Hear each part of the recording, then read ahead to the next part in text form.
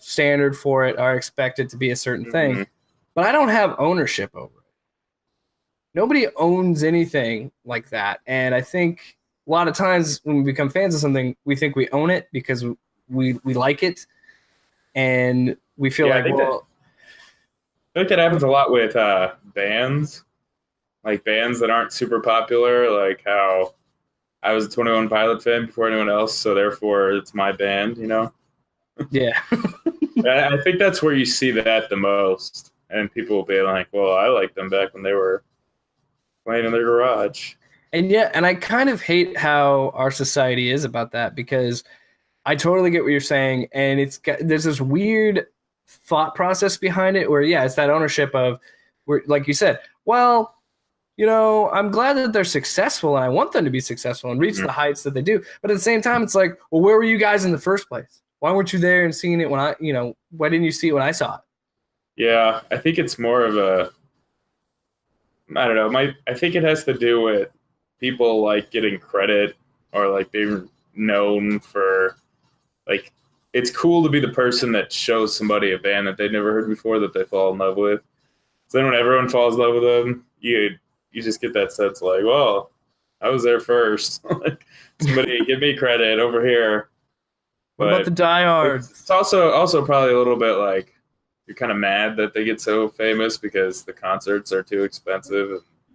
Oh yeah, absolutely.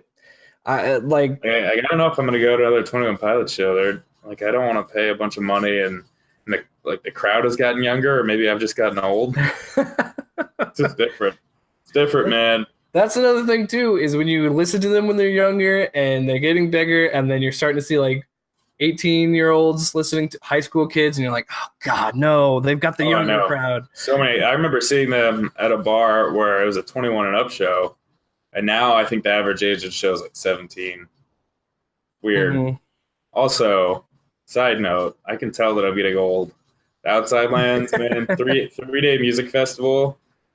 It's hard. It is hard on these 24-year-olds. I'm not even that old. But like, seriously, like by the end of all 3 days, my feet were just throbbing. I just get back. I used to go out all night, Outside Lands. We go to the bars. Yeah, I've got some crazy stories there. This year, it was like we got back to our Airbnb around 11 o'clock, and I was asleep by 11:45. I totally know what you're talking about, because on this Colorado trip, Friday night was the night where everybody just said, you know what? It's 9 o'clock. We're all going to bed because we got a busy day ahead of us. So I totally get what you mean by that. I get up at like 4:45 now, so I'm used to going to bed early.